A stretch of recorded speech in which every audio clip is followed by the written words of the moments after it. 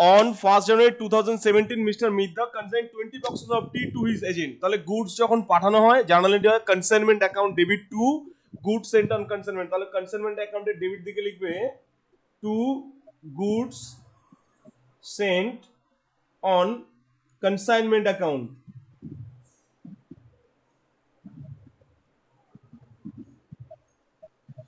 কত হচ্ছে দেখো 20 বক্সেস পাঠিয়েছে, 20 বক্সেস প্রত্যেকটাতে বলেছে 50 কেজি আছে, তাহলে 20 ইন্টু 50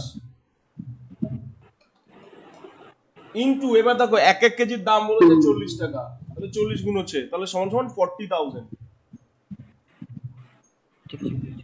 ওকে, তাহলে আবার বলছি মিস্টার মিথ্যা তার এজেন্টকে গুডস পাঠিয়েছে, গুডস পাঠাতে তার ব্যয় হচ্ছে কনসাইনমেন্ট ডেবিট, আর গুডস গেলে বলেছিলাম কি একটা নতুন অ্যাকাউন্ট খুলতে হবে গুডস সেন্ট অন কনসাইনমেন্ট। তাহলে consignment account debit to goods sent on consignment, consignment অ্যাকাউন্টের ডেবিট দিকে to goods sent on consignment হলো। এবার দেখো আমরা যদি goods sent on consignment account এখানে লেজার অ্যাকাউন্ট খুলতাম তাহলে সেখানে লিখতে হতো কি আমাকে বাই কনসাইনমেন্ট অ্যাকাউন্ট। আমরা কাটিনি তার কারণ এটা আমি এখন এই প্রথম দিকের পাতি অঙ্ক এগুলো করাবো না, কারণ এগুলো খুব ছোট ছোট ছক, একটা বা দুটো পোস্টিং হয়, সো আমি প্রথম দুই একটা অঙ্ক এগুলো দেখাবো না। তাহলে যদি এখানে গুডস সেন্ট অন কনসাইনমেন্ট কাটতাম ওখানে লিখতাম বাই কনসাইনমেন্ট, যখন কাটিনি আর মাথা ব্যথা নেই। নেক্সট দেখো the following expenses are incurred, নিম্নলিখিত ব্যয়গুলো করা হয়েছে। প্রথমে এক নম্বর কি দিয়েছে বাই দ্য কনসাইনর, তার মানে কি কনসাইনর মানে কি এখানে মিস্টার মিথ্যা, তাহলে মিস্টার মিথ্যা যদি এক্সপেন্সেস করে ব্যবসার আয় হবে না ব্যয় হবে? ব্যয়। তাহলে ব্যয় হলে কনসাইনমেন্ট ডেবিট, আর কনসাইনমেন্ট ডেবিট টু ব্যাংক, কারণ মালিক ব্যয় করছে মানে কি পকেট থেকে টাকা যাবে। আজকে আমাকে অঙ্কুশ কোশ্চেন করেছিল দাদা আমরা ব্যয় করলে বা টাকা কেউ যদি রেমিট করে সেন্ড করে এজেন্ট ক্যাশ কেন করব না? অবভিয়াসলি ক্যাশ করতে পারো, কিন্তু বাবু আমরা এখন তোমাদের প্রথম দিন বলেছিলাম কি যে আমরা বিকমে উঠে গেছি, বিকমে উঠে গেছি মানে কি এখন থেকে আমরা জেনারেলি ব্যাংক অ্যাকাউন্ট করবো, কারণ মেজরিটি লেনদেন ব্যাংকের মাধ্যমেই হয়ে থাকে। ক্লাস 11-এ তোমাদের ফাউন্ডেশন তৈরি করা হয়, বলা হয় কি কিছু না বললে ক্যাশেই করবে, বাট বিকমে চলে এসছো তোমরা ক্যাশ না বলো বিন্দাস ব্যাংক করো, কোনো অসুবিধা নেই, কারণ ম্যাক্সিমাম ভালো বড় ব্যবসায় ম্যাক্সিমাম লেনদেন ব্যাংকে হয়। তাহলে জার্নাল এন্ট্রি হচ্ছে কি consignment account debit to bank, এখানে টু ক্যাশ করার দরকার নেই। এবার দেখো কি কি খরচা করেছে না প্যাকিং, তাহলে প্রত্যেকটার জন্য এটার জন্য একটা journal entry, packing and loading আর ফ্রেটের জন্য একটা জার্নাল এন্ট্রি, এরকমও করার দরকার নেই, একবারই জার্নাল এন্ট্রি করো, নিচে ক্যাচিং নোট দাও যে consignment account debit to bank, তাহলে টু ব্যাংক অ্যাকাউন্ট, নিচে লিখে দাও প্যাকিং এন্ড লোডিং,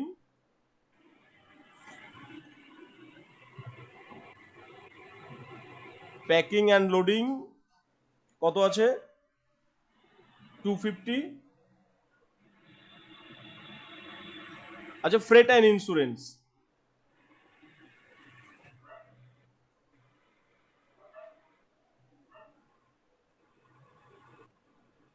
হ্যালো দাদা, হুম বলছিলাম যে ওই যেটা তোমার বাইরে লিখছে না 250 আর 750, ওটা ভেতরে লিখে একবারে যোগ করে বাইরে হ্যাঁ পাঠানো হ্যাঁ যাবে? হ্যাঁ অবশ্যই, তুমি ভিতরে লিখে যোগ করো বাইরে পাঠাতে পারো, কোনো প্রবলেম নেই। ঠিক আছে। চলো এক নম্বর হয়ে গেল। রোমান 2 দেখো। আচ্ছা দাদা বলছিলাম এটা কি লিখতেই হবে যে প্যাকিং এর জন্য 250 আর ফ্রেটের জন্য এত? হ্যাঁ হ্যাঁ আমি হ্যাঁ ডাইরেক্ট হ্যাঁ লিখে দিলে ডিটেলস তো ব্যাংক দেখাতেই হবে, অ্যাকাউন্ট এটা দেখাতে হবে বাবু, শর্টকাট আছে তাই বলে অতটাও না যে কিছু লিখবো না, তোমাকে না লিখলে পারপাস বোঝা যাবে প্রত্যেকটা না তো। উল্লেখ করতে হবে। এরপর আবার কেউ কোশ্চেন করে না দাদা একবারে অ্যানসারটা বের করে লিখতে হবে তো ক্যালকুলেটরে। রোমান 2 দেখো বাই দ্য কনসাইনি, তার মানে এই এজেন্ট এগুলো খরচা করছে এজেন্ট, তাহলে এজেন্ট খরচা করলো, এজেন্ট যদি খরচা করে সেটা আমার ব্যবসার জন্য ব্যয় করছে, তার মানে কি কনসাইনমেন্ট ডেবিট, আর টাকাটা যেহেতু এজেন্ট দিচ্ছে তাহলে কি এজেন্ট তো গিভার, এজেন্ট ক্রেডিট, তাহলে জানা নিতে হবে কি consignment account debit to consignee, তাহলে কনসাইনমেন্ট অ্যাকাউন্টের ডেবিট দিকে টু কনসাইনি। Consignee account. এখানে কি আছে ক্লিয়ারিং চার্জেস, যাদের ভিতরে জায়গা আছে ভিতরে লেখো, কোনো প্রবলেম নেই, আর যাদের ভিতরে লেখার জায়গা থাকছে না আমার মতো তারা বাইরে লেখো, এটাতেও কোনো প্রবলেম নেই।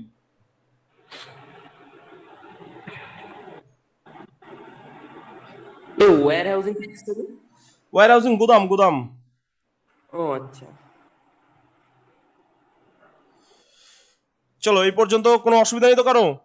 অসুবিধা থাকলে সঙ্গে সঙ্গে বলবে। নেক্সট দেখো আছে অন 31st December 2017 মিস্টার মিথ্যা received an account sales, account sales মানে কি বলেছিলাম হ্যালো ওই তো হ্যালো স্যার। এজেন্ট, হ্যাঁ বলো। Hello, sir hello sir. হ্যাঁ হ্যাঁ, শুনতে পাচ্ছি, বলো। কনসাইনরকে যে লিখিত বিবরণীর মাধ্যমে তার বিক্রির তথ্যগুলো জানা, সেটা অ্যাকাউন্ট সেলস। তাহলে এজেন্ট সোজা কথা পণ্য বিক্রি, তার এক্সপেন্স, তার কমিশন সবকিছু নিয়ে যে ডিটেলস পাঠিয়েছে সেই স্টেটমেন্টটাকে বলছে অ্যাকাউন্ট সেলস। আসিফ একটু মিউট কর না ভাই। বলছে which showed that his agent had sold 15 boxes of tea at the rate of 48 per kg. তাহলে এজেন্ট 15 বক্সেস বিক্রি করে দিয়েছে। তাহলে এজেন্ট যদি 15 বক্সেস বিক্রি করে তাহলে তো ব্যবসার আয় হচ্ছে। তাহলে ব্যবসার যদি আয় হয় তাহলে কনসাইনমেন্ট কি হবে? ক্রেডিট। কিন্তু টাকাটা তো পুরো এজেন্টের কাছে থাকছে। তাহলে আমার গুডস গুলো এজেন্ট বিক্রি করে পুরো টাকাটা এজেন্টের কাছে থাকছে। তাহলে এজেন্ট হচ্ছে কি? রিসিভার বা গ্রহীতা। তাহলে গ্রহীতা হলে কি হবে? ডেবিট। তাহলে জানলে হচ্ছে কি? Consignee account debit to consignment. Consignee account debit to consignment. তাহলে কনসাইনমেন্ট কি হবে? বাই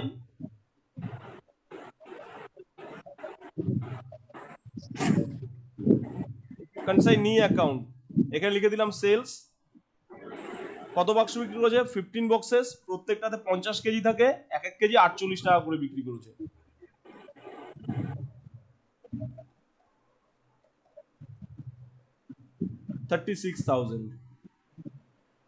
দেখো আবার বলছি 15 বাক্স, কারণ পার বক্সে প্রথমেই বলা ছিল কত, পার বক্সে 50 কেজি আছে আর এক এক কেজি 48 টাকা।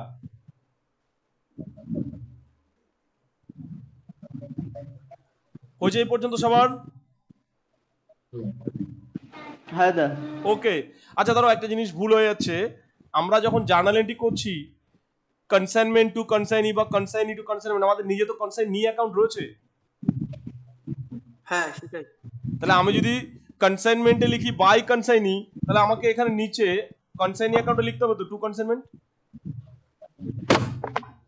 টু একবার লিখে দাও কনসাইনমেন্ট অ্যাকাউন্ট, কারণ অ্যাকাউন্ট তো আমার এখানে প্রেজেন্ট আছে সেলস 36,000। আর দেখো ডেবিট দিকে লিখেছিলাম টু কনসাইনি, তাহলে ওটারও তো এখানে বাই পোস্টিং হবে, কারণ আমরা কি জানি দুটো অ্যাকাউন্ট যদি পোস্টিং থাকে একটা ডেবিট দিকে তো আরেকটা তো ক্রেডিট দিকে লিখতেই হবে। আমার এখানে কনসাইনি আর কনসাইনমেন্ট দুটোই প্রেজেন্ট আছে। আর এখানেও সেলস, ক্লিয়ারিং চার্জেস সবগুলো উল্লেখ করতে হবে। হ্যাঁ হ্যাঁ হ্যাঁ হ্যাঁ, নাহলে তুমি একটা হিসাব রাখছো তার ওখানে যদি ডিটেলস না থাকে হবে কি করে?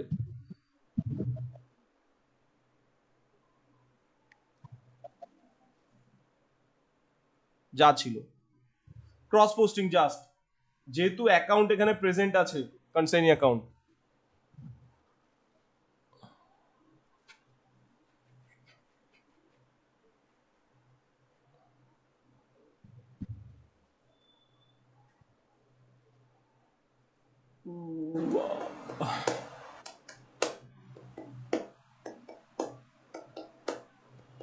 হয়েছে সবার? হ্যাঁ দা।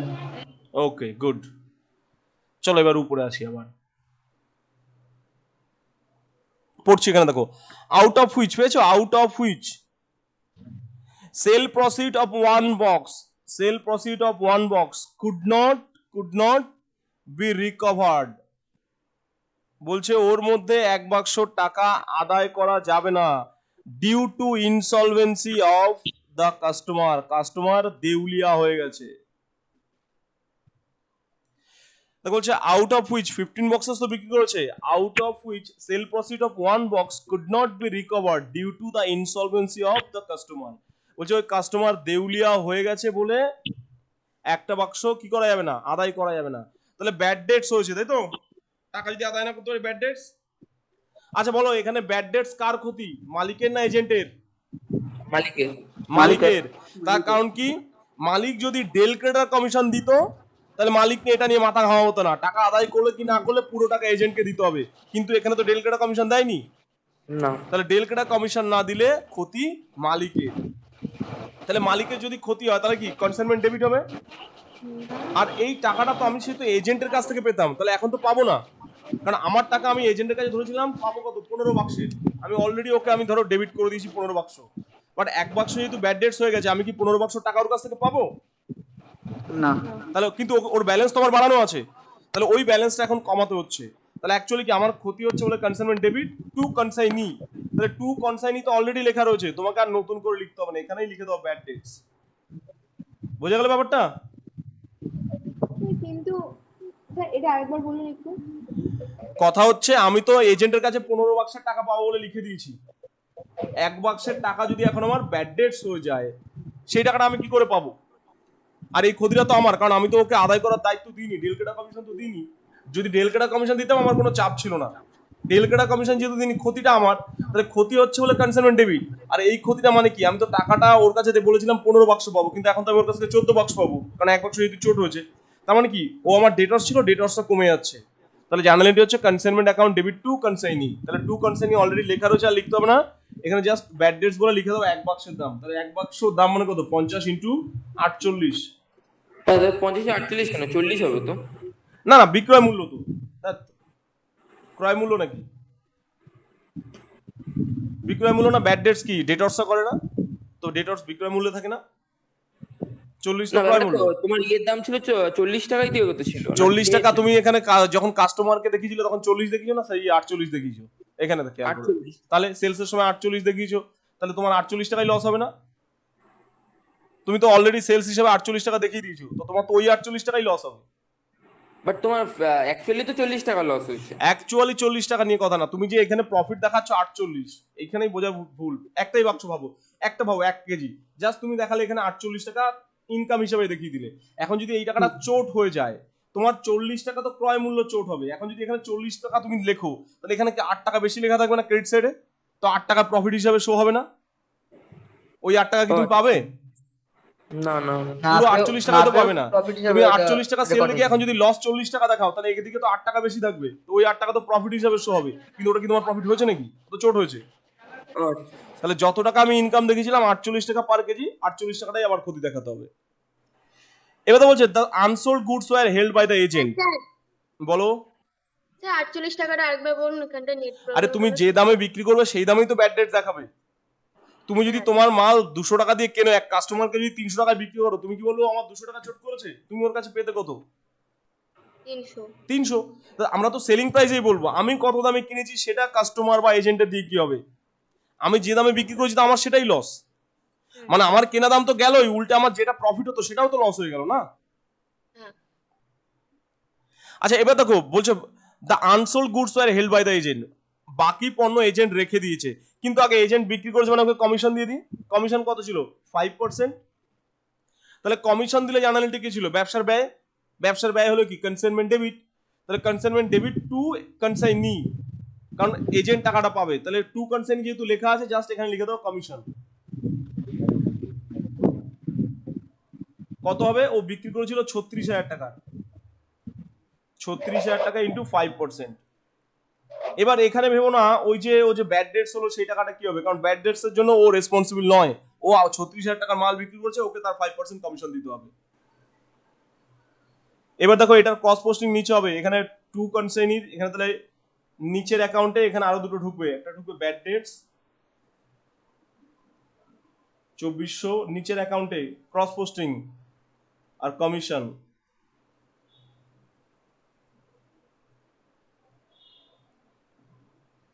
1800। চলো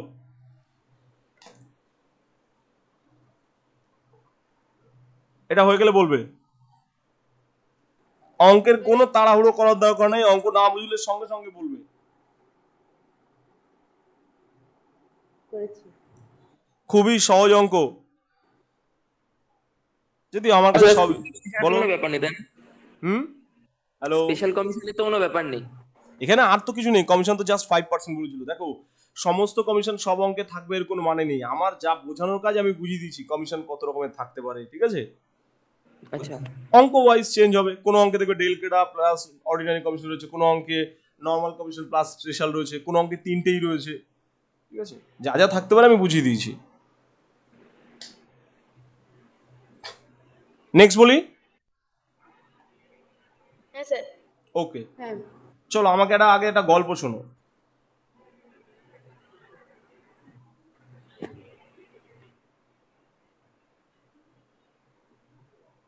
এটা কিসের ছবি কে জানে? এটা ছবি,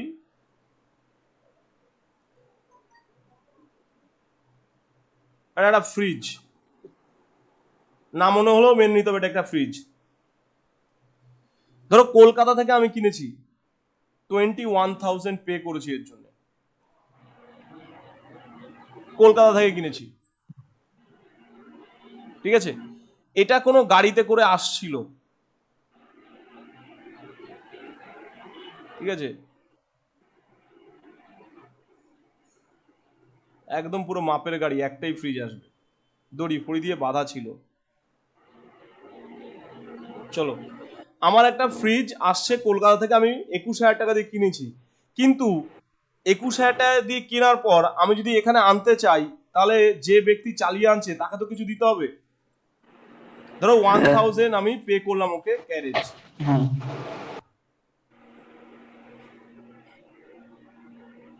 ঠিক আছে? হুম। এদিক থেকে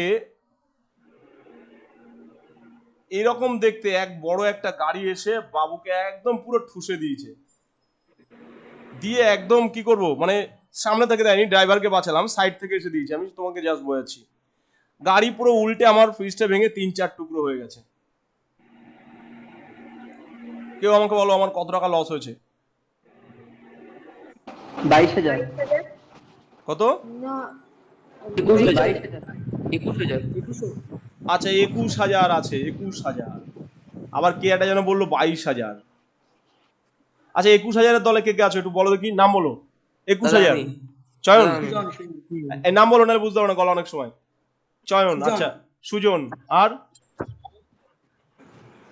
স্যার আমি আমি কে? মৌপর না, সায়নী। সায়নী, ওকে। আর তার মৌপর না। মৌপর না, গার্লস স্কুল একই টিমে থাকবে, আমরা আলাদা হব না। আচ্ছা তারপরে বলো, আর কৌশিক। আচ্ছা 22,000-এর দলে কে কে আছো? স্যার আমি বৃষ্টি, স্নেহা। বৃষ্টি, স্নেহা, সপ্তর্ষি, রিয়া, রিয়া, আর রাইমা। রাইমা। আসিফ ভাবছে দেখি কোন দিকে যাওয়া যায়। স্যার 22,000। রিমি কোন দিকে? আসিফ 22,000, রিমি। সুজন দেখলি তো আসিফ গান্ধী স্কুল ক্রস করতে পারলো না, বন্ধুত্ব শেষ করে ওকে চলো, আর মোটামুটি করছি না তো, এতটুকু বোঝা যাচ্ছে। কারো কারো বক্তব্য 21,000 টাকা, তার কারণ আমার ফ্রিজের দাম কত ছিল? 21,000 টাকা। তার মানে আমার 21,000 টাকা ফ্রিজ গেছে। আর কারো কারো বক্তব্য 22,000 টাকা। আচ্ছা ভাবো, 21,000 টাকার ফ্রিজটা তো আমার গেছে, এই যে 1,000 টাকা আমি লরিওয়ালাকে দিয়েছিলাম সেটা আমি ফেরত পাবো নাকি? না না সেটা তো বাড়ি আনার পর আমি টাকা দেবো। তো গেল মানে তোমার দুটোই গেল, 21,000 টাকার ফ্রিজও গেল প্লাস পকেটের 1,000 টাকা তো গেল, তাহলে আমার তো পুরো 22,000 টাকা গেল। তার মানে আমার লস কত? পুরো পুরো 22,000 টাকাই লস। বুঝে গেল ব্যাপারটা? হ্যালো, হ্যাঁ স্যার। হ্যাঁ স্যার বুঝতে পেরেছি। ওকে। ক্যারেজ এটা তো আমরা বাড়িতে আসার পর দেবো। সেটাই তো দাদা। তোমার আরে জিনিসটা যদি ঠিক মতো না পৌঁছায় তুমি ক্যারেজ ভাড়া prepaid দিতে হয়েছে। হবে না। এই না, চয়ন, prepaid হয়েছে। চয়ন ছেড়ে দাও, আমি বাকিতে কাজ বাজ করি না, আমি ওখানেই টাকা পে করে দিচ্ছি, আমি ভালো লোক।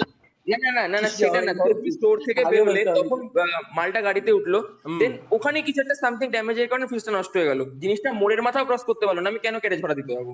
আরে একটা কথা বলছি শোনো, জেনারেলি এই সমস্ত না হয় আমি লোকাল পার্টস, লোকালের কথা বলেছি। তুমি যদি দূর থেকে কোনো জায়গা থেকে আনতে, আগে পে করে দিতে হয়, পরে তুমি এখান থেকে ট্রেনে মাল পাঠাবে।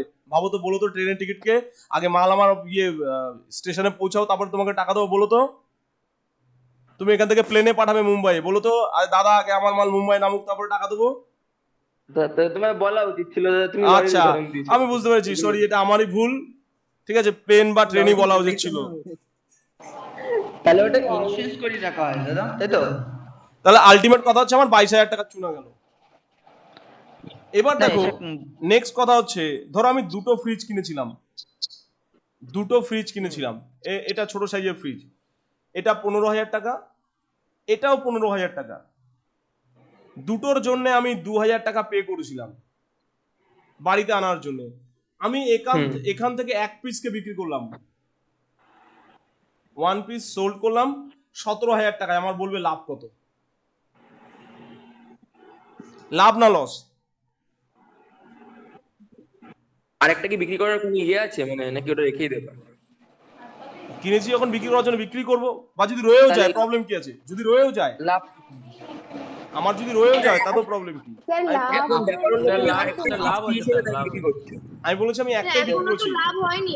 লাভ হয়। তোমার আরেকটা বৃষ্টি একদম সঠিক বলেছে, আসতে বৃষ্টি বলেছে সঠিক, লাভ হয়নি। তার কারণ কি? 1 নম্বর হ্যাঁ, ফ্রিজ 2000 বিক্রি টাকা হয়েছে, 2 নম্বর ফ্রিজ বিক্রি হয়নি, কিন্তু বৃষ্টি বুঝতে পারছে না, বৃষ্টি ভুল বলেছে। কি করেছে? স্যার 1000 দেখো, টাকা লাভ হয়েছে স্যার। 1000 টাকা লাভ হয়েছে স্যার। একটা ফ্রিজ আমি একটা ফ্রিজ 15,000 কিনেছি, দুটোর পিছনে আমি 1000 করে ব্যয় করেছি, 1000 এক একটা 2000, তাহলে এটার দাম হয়ে গেল কত? 16,000, 16,000। এটার দাম হয়ে গেল 16,000, তাহলে এই একটা আর একটা 16,000 ফ্রিজ টাকার কত? দামেরটা বিক্রি করছি 17,000 এ, তার মানে আমার 1000 টাকা লাভ। 1000 টাকা লাভ হয়েছে। ঠিক আছে? আর এখন যদি বলা হয় যে ফ্রিজটা রয়ে গেছে তার দাম কত? 16,000 টাকা। তার কারণ কি? আমাকে যেটা কিনতে হয়েছে ওই টাকাটাও দিতে হয়েছে এই ফ্রিজের জন্য, আর ওটাকে আনার জন্য টাকাটা আমাকে কম্পালসারিলি দিতে হয়েছে। টাকা না দিলে আমার ফ্রিজ আমার গোডাউনে পৌঁছাতো না। তাহলে আমি এত সময় ধরে কি বোঝাতে চাইছি? আসল কথা হচ্ছে সবসময় মনে রাখবে, কোনো গুডস যদি নষ্ট হয় অ্যাবনর্মালি, বা তোমার কাছে যদি গুডস রয়ে যায়, তার দাম বলতে শুধুমাত্র ক্রয় মূল্যকে বোঝায় না, শুধুমাত্র কস্ট প্রাইসকে বোঝায় না। তাহলে কোনো অবিকৃত পণ্যের মূল্য বা যেগুলো রাস্তায় বাই চান্স যদি নষ্ট হয়, শুধুমাত্র তার কস্ট প্রাইস নয়, cost price plus compulsory expenses thereon, ওখানে যা কিছু কম্পালসারি এক্সপেন্স হবে। হ্যালো, ও তুমি ইয়ে করেছো? আমি দেখিনি।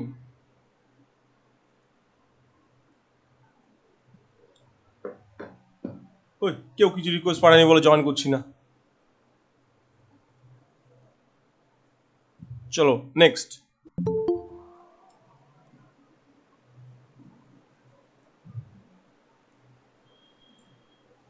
তাহলে অ্যাকচুয়ালি ব্যাপার হচ্ছে, কোনো জিনিস, কোনো যদি পণ্য তোমার নষ্ট হয়ে যায় বা যদি অবিকৃত অবস্থায় রয়ে যায়, শুধু তার কেনা দাম নয়। এবার দেখো, এর পিছনে কম্পালসারি এক্সপেন্স না বলে আরো বেটার বলা হবে cost price plus non recurring expenses. আশা করি নন রেকারিং এক্সপেন্স প্রত্যেকের মনে আছে। নন রেকারিং এক্সপেন্স মানে বলেছিলাম কি, যে খরচাগুলো সাধারণত একবার করতে হয় বা কনসাইনির গোডাউনে ঢোকার আগে পর্যন্ত যা কিছু খরচা হয়। তাহলে মালিক সাধারণত দেখো নন রেকারিং এক্সপেন্সই করে, কারণ মালিক গুডসকে পাঠানোর জন্য করছে। একটা মাল দুবার পাঠাতে হয় না, একটা মাল একবারই যায়। তাহলে পণ্যের মালিক সাধারণত নন রেকারিং এক্সপেন্স করে, এজেন্ট রেকারিংও এক্সপেন্স করে, নন রেকারিং এক্সপেন্স করে। তার মানে কি, এজেন্টের ক্ষেত্রে আমাকে নন রেকারিং এক্সপেন্সটা যোগ করতে হবে। দেখো এবার আমি লিখছি ভ্যালু অফ আনসোল্ড স্টক।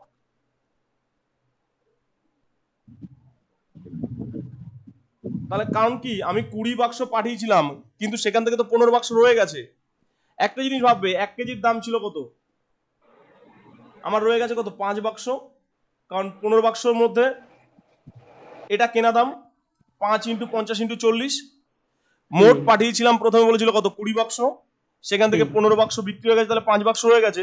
তাহলে 5 বাক্স, এক এক বাক্স 50 কেজি, প্রত্যেকটার দাম 40 টাকা। তার মানে এটা আমার কেনা দাম, তাই তো? এবার দেখো এর পিছনে মালিক কত টাকা খরচা করেছিল। দেখো মালিক খরচা করেছিল হচ্ছে বাই দা কনসাইনর ছিল কত? 250 টাকা আর 750 টাকা, 1000 টাকা। তাহলে 1000 টাকা খরচা করেছিল তো 20 বাক্সের জন্য, তাহলে 20 দিয়ে ভাগ করলাম, আমার রয়ে গেছে কত? 5 বাক্স। তাহলে 5 বাক্সের জন্য কত খরচা করেছে? বোঝা গেল? আনুপাতিক খরচাটা নিয়ে নিলাম। মালিক যে খরচাটা করেছে 20 বাক্সের জন্য, 1 বাক্সের জন্য কত? 5 বাক্সের জন্য কত? একই রকম দেখো এজেন্ট বলো তো কোনো নন রেকারিং এক্সপেন্স করেছে? পড়ো পড়ো পড়ো পড়ো। হ্যাঁ করেছে তো। কত? 190 190। এক্সিলেন্ট। ক্লিয়ারিং চার্জেস, কারণ ওয়্যার হাউস চার্জেস বা গোডাউন চার্জেস মানে কি, গোডাউনে ঢোকার পর, তাহলে ওটা হবে রেকারিং। তাহলে 190/20 × 5। যে 20 বাক্সের জন্য 190 টাকা খরচা করেছে, 1 বাক্সের জন্য কত, 5 বাক্সের জন্য কত। এটা করলে তোমরা পাবে হচ্ছে ভ্যালু অফ আনসোল্ড স্টক বা ক্লোজিং স্টক। তোমাদেরকে ওয়ার্কিংস করতেই হবে। এটা তো ছোট্ট ওয়ার্কিংস এক লাইনের, পরবর্তীকালে হাফ পাতা নিয়ে নেবে এই ওয়ার্কিংস। তাহলে ভালো করে বুঝবে, ভ্যালু অফ আনসোল্ড স্টক বা অ্যাবনর্মাল লস বলতে বোঝায় কি, ওই দ্রব্যের কেনা দাম প্লাস নন রেকারিং এক্সপেন্সেস।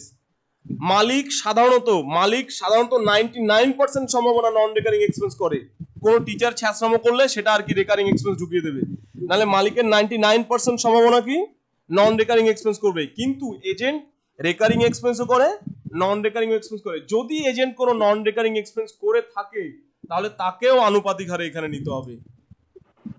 চলো কারো কোশ্চেন থাকলে করতে পারো।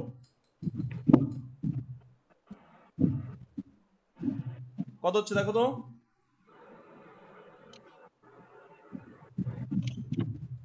ওদা এটার পেজ নাম্বার কত?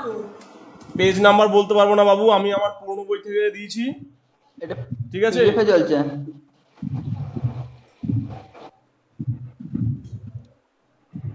আড়াইশো এ কত হচ্ছে 10,298 দেখো তো।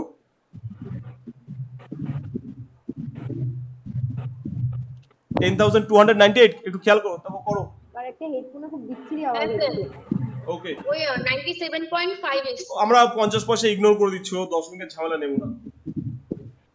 তাহলে 10,298। তাহলে আনসোল্ড স্টক আমাদের সম্পত্তি না দেনা? সম্পত্তি। সম্পত্তি। তাহলে কনসাইনমেন্ট স্টক ডেবিট। স্যার, এখনো করা হয়েছিল না, আপনি পাল্টে দিলেন। ও বড় জ্বালাতন করে।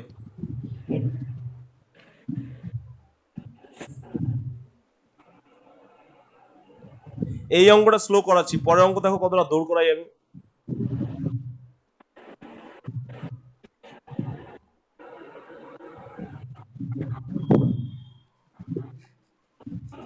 হয়ে গেছে। ওকে চলো, তাহলে এবার এখানে পোস্টিং করবো। জার্নালিটি হবে কি consignment stock account debit to consignment, consignment stock account debit to consignment, consignment credit হয়েছে, তাহলে কনসাইনমেন্টের ক্রেডিট থেকে bye bye consignment stock. Consignment stock account 10,298। আচ্ছা, কনসাইনমেন্ট স্টক অ্যাকাউন্ট না লিখে ক্লোজিং স্টক লিখলে হবে মানে? না এখানে দেখো বলছি, এরও চরণ এই সমস্ত কোশ্চেন করবে না, আমার এত ভালো লাগে না বলতে, এর জন্য আলাদা করে খাওয়াতে হয়। ক্লোজিং স্টক অ্যাকাউন্ট যদি নাম দিই, যেটা হয় কি ব্যাপারটা হচ্ছে এই সমস্ত হাই লেভেলের জিনিস বোঝানো উচিত না, বুঝলে চয়ন? তুমি এটাকে ক্লোজিং স্টক নাম দিলে, খুব ভালো ছেলে চয়ন, ব্রিলিয়ান্ট বয়।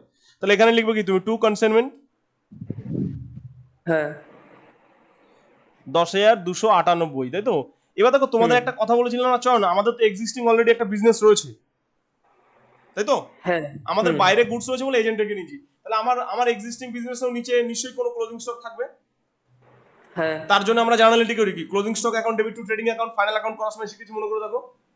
তাহলে আমরা ট্রেডিং অ্যাকাউন্টে লিখি বাই ক্লোজিং স্টক, তাহলে এখানে লিখবো কি টু ট্রেডিং অ্যাকাউন্ট। চলো ধরে নিচ্ছি 1 লাখ টাকা আছে, ধরে নিলাম, আবার কেউ বলো না কোথা থেকে 1 লাখ পেলাম, ধরে নিলাম 1 লাখ টাকা আছে। চলো সিডিবিটি টানছি আমি, হ্যাঁ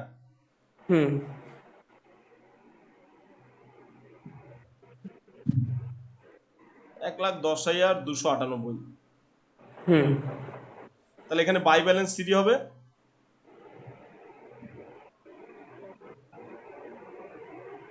1,10,298। ওকে, এখানে টু ব্যালেন্স বিডি হবে। চন তুমি পড়বে না কমার্স নিয়ে, এত ডিপের কোশ্চেন কেন করছো? এবার ধরো তুমি ট্রায়াল ব্যালেন্স তৈরি করলে, ট্রায়াল ব্যালেন্স এখানে লিখলে কি এবছর যেটা ক্লোজিং স্টক, পরের বছর সেটা ওপেনিং স্টক, তুমি লিখবে কি এটা ওপেনিং স্টক, কারণ এটা এবছরের ক্লোজিং, পরের বছর তো ওপেনিং হবে। ডেবিটে তুমি কত লিখবে 1,10,298।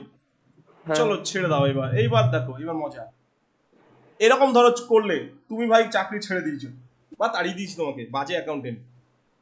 এবার নতুন অ্যাকাউন্টেন্ট এসে এটা দেখে কি করে বুঝবে বলো যে ব্যবসার ক্লোজিং স্টক কত আর কনসাইনমেন্ট স্টক কত, বলো?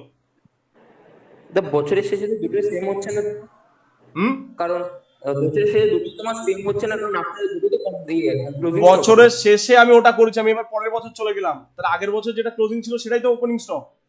হ্যাঁ তাহলে ওপেনিং স্টক বলে আমি ট্রায়াল ব্যালেন্সে বসিয়ে রাখলাম এই টাকাটা। এবার আমাকে এটা এইখান থেকে তুমি বলো, তুমি আর অ্যাকাউন্টেন্ট নেই, এবার বলো নতুন অ্যাকাউন্টেন্ট এসে কি করে বুঝবে এটা কোন স্টক, আমার ব্যবসার স্টক না এজেন্টের স্টক? আচ্ছা আচ্ছা, বোঝা গেল ব্যাপারটা? হ্যাঁ তাহলে সেম অ্যাকাউন্ট যদি আমি খুলি, তাহলে সব তো একই জায়গায় ঢুকবো লেজার পোস্টিং এর নিয়ম অনুযায়ী। তাহলে লেজার পোস্টিং এ যদি একই জায়গায় ঢুকে যায় তাহলে আমি আইডেন্টিফাই করবো কি করে কোনটা আমার এজেন্টের কাছে রাখা স্টক, কোনটা আমার গোডাউনে রাখা স্টক, ইভেন আমার মাল্টিপল এজেন্ট যদি থেকে থাকে তাহলে কার কাছে কত স্টক রয়েছে আমার পক্ষে তো জানা সম্ভব না। না। তাহলে আমাকে এমন ভাবে অ্যাকাউন্ট প্রিপেয়ার করতে হয় যেখান থেকে সমস্ত তথ্য পাই। তাহলে যদি আমি ক্লোজিং স্টক নাম দিই সব একই জায়গায় ঢুকে যাবে, পরে আমি আইডেন্টিফাই করতে পারবো না যে আমার কোন জায়গায় গুডস কত আছে, যার জন্য অ্যাকাউন্টকে আলাদা করা হয়। ক্লিয়ার? হ্যাঁ হ্যাঁ দাদা। কোশ্চেন যত খুশি করে যেতে পারো, অ্যান্সার তুমি পাবেই, এটুকু গ্যারান্টেড। ওই জন্য কনসাইনমেন্ট স্টক অ্যাকাউন্ট নাম দেওয়া হয়। ক্লিয়ার হলো? আর কারো কোনো কনফিউশন আছে কি? না হ্যালো, ওকে, থ্যাংক ইউ। এবার দেখো last line, a bank draft was sent for the amount due by the agent. A bank draft was sent for the amount due by the agent. এজেন্টের যত টাকা due আছে একটা bank draft পাঠিয়ে দিয়েছে। তাহলে এজেন্ট বলেছিলাম কি আমাকে অ্যাডভান্সও পাঠাতে পারে, সবার শেষেও টাকা পাঠাতে পারে, কি করে বুঝবো? দেখো আমি যদি অ্যাকাউন্ট খেয়াল করি এজেন্টের, ডেবিট দিকে রয়েছে সেলস আর ক্রেডিট দিকে রয়েছে ওর এক্সপেন্সেস কমিশন, তো মাইনাস করলেই তো হয়ে যাচ্ছে কত টাকা আমি পাবো, তাই তো?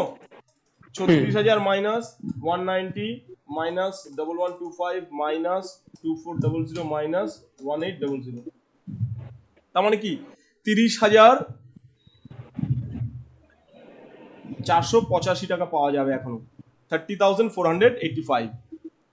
তাহলে আমরা যদি এই টাকাটা এজেন্টের কাছে পাই, এজেন্ট টাকা পাঠিয়ে দিয়েছে, তাহলে ব্যাংক ড্রাফটের মাধ্যমে পাঠিয়েছে, এখানে খেয়াল করো, তাহলে ব্যাংক ড্রাফটের মাধ্যমে তো মানে মাস্ট ব্যাংক, তাহলে আমার তো ব্যাংক ব্যালেন্স বাড়বে, আমি যার হিসাব রাখছি আমার মালিকের, তাই তো? তাহলে ব্যাংক ব্যালেন্স বাড়লে ব্যাংক অ্যাকাউন্ট ডেবিট, আর কি এজেন্ট টাকাটা গিভার না, দাতা তো এজেন্ট, তাহলে কি হবে এজেন্ট বা কনসাইনি ক্রেডিট, জার্নালিটি হচ্ছে কি bank account debit to consignee, তাহলে কনসাইনিতে কি হবে by bank account, final payment কত এলো 30,485। বা তোমরা এইভাবেও করতে পারো, প্রথমে ডেবিট দিক যোগ করলে ব্যাংকগুলো বন্ধ করে এদিকে বসালে, এই জিনিসগুলো বলা ভুল, ব্যাংকগুলো বন্ধ করা, অনেক সময় টাকা পাঠাবে না তখন সিবিডি টানতে হবে। আলটিমেট কথা হচ্ছে টাকা যদি পাঠায় কত টাকা ডিউ আছে, আমি যদি ডেবিট মাইনাস ক্রেডিট করে জানতে পেরে যাবো। যদি টাকা পাঠিয়ে দেয় তার মানে রিসিভ করো bank account debit to something, যদি টাকা না পাঠায় সিবিডি টেনে দিতে হবে। সবসময় যে বছরের শেষেই টাকা পাঠাবে এর কি গ্যারান্টি আছে? 2-1 সপ্তাহ দেরিও তো হতে পারে না। বোঝা গেল? হ্যাঁ ওকে, চলো এই অ্যাকাউন্ট কমপ্লিট, এজেন্ট কমপ্লিট। এবার আমাদের আসতে হবে কনসাইনমেন্ট অ্যাকাউন্টে। সবার টাকা হয়েছে? হ্যাঁ দেখো কনসাইনমেন্ট অ্যাকাউন্টে দেখবো লাভ হয়েছে না লস হয়েছে। একই নিয়ম, কনসাইনমেন্ট যেহেতু একটা নমিনাল অ্যাকাউন্ট, ডেবিট দিক হচ্ছে ব্যয় এবং ক্ষতির দিক, ক্রেডিট দিক হচ্ছে আয় এবং লাভের দিক। ক্রেডিট যদি বেশি হয় লাভ, ডেবিট যদি বেশি হয় লস। দেখো তো ডেবিট দিকটা যোগ করে আগে দেখে নাও তো কত হচ্ছে, ডেবিট দিকটা আগে যোগ করো।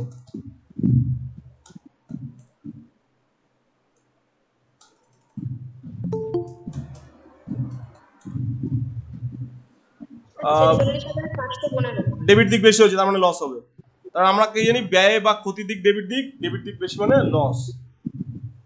217। তাহলে ডেবিট দিক বেশি হচ্ছে কত 46,515, হ্যাঁ স্যার 46,515। চলো এটাকে এদিকে বসাও, 46,515 মাইনাস করো ওখান থেকে মাইনাস 46,298, তাহলে 217 টাকা ঘাটতি আছে। তাহলে এটা হবে, আমরা সবসময় মনে রাখবে মেইন অ্যাকাউন্ট হচ্ছে প্রফিট অ্যান্ড লস অ্যাকাউন্ট, এটাকে ট্রান্সফার করতে হবে প্রফিট অ্যান্ড লস অ্যাকাউন্টে। তাহলে by profit and loss account, narration হবে লস অন কনসাইনমেন্টে লস হয়েছে। আচ্ছা দাদা, মাঝে আরেকটা হবে না অ্যাবনরমাল লস কনসাইনমেন্ট, তারপরে প্রফিট এন্ড লস ইয়েটা আসবে না? এখানে কি অ্যাক্সিডেন্ট হচ্ছে নাকি? না আমি এমনি নরমালি বললাম, তুমি লসে যদি ইয়ে করো। না, এখানে অ্যাক্সিডেন্ট কোথায় হয়েছে? ওটা তো অ্যাক্সিডেন্টের ক্ষেত্রে। আচ্ছা আচ্ছা আচ্ছা। ব্যবসার সমস্ত প্রফিট, তোমার মাল্টিপল কনসাইনমেন্ট থাকতে পারে বা আদার্স যা কিছু থাকতে পারে, যা কিছু লাভ করতে হবে সব শেষ পর্যন্ত প্রফিট অ্যান্ড লস অ্যাকাউন্টে ট্রান্সফার করতে হয়।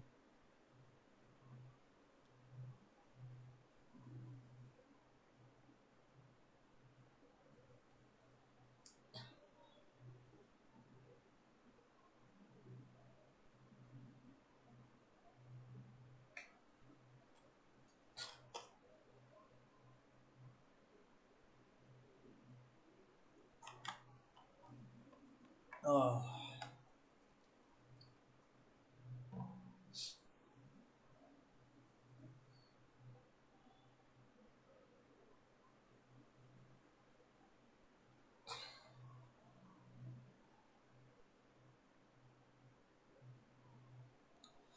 হয়েছে সবার?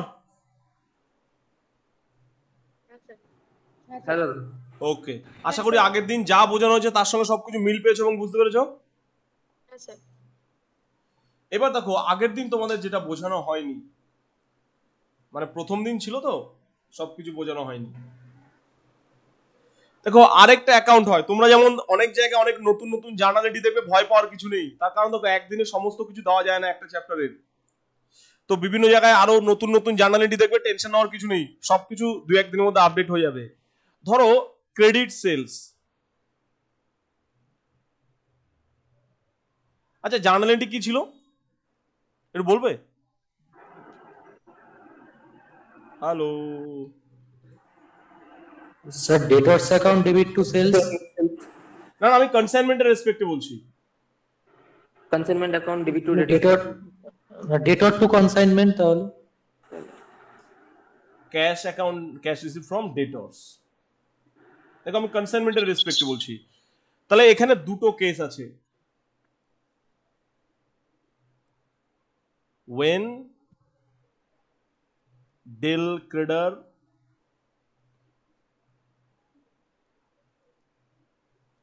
commission is allowed, যখন ডেল ক্রেডার কমিশন দেওয়া হচ্ছে, ক্লিয়ার? যখন ডেল ক্রেডার কমিশন দেওয়া হচ্ছে তখন জার্নাল এন্ট্রি কি হবে? আচ্ছা, আমি এটাকে পুরো বড় করে নিই, তাহলে একটু বোঝানোর সুবিধা হবে। আর ধরো ব্যাড ডেটস, তিনটেই বুঝিয়ে দিই।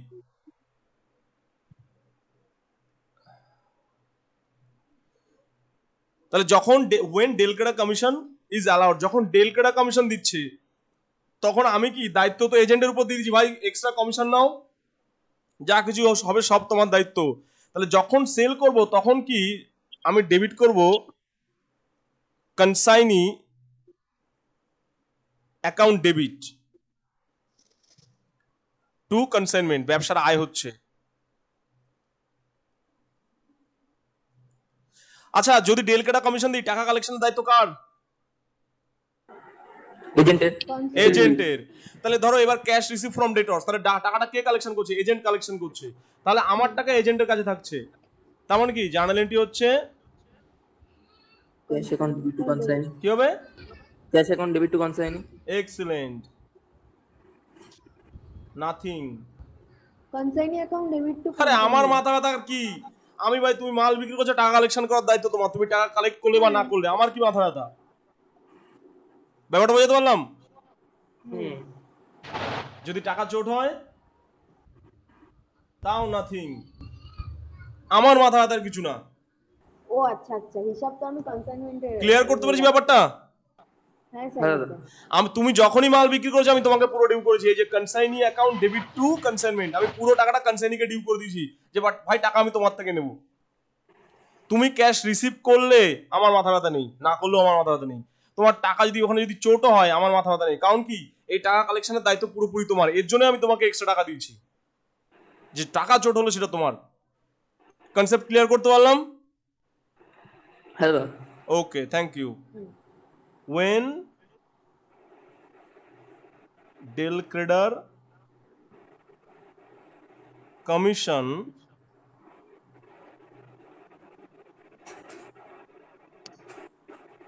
not allowed, যখন ডেল ক্রেডার কমিশন দেওয়া হবে না।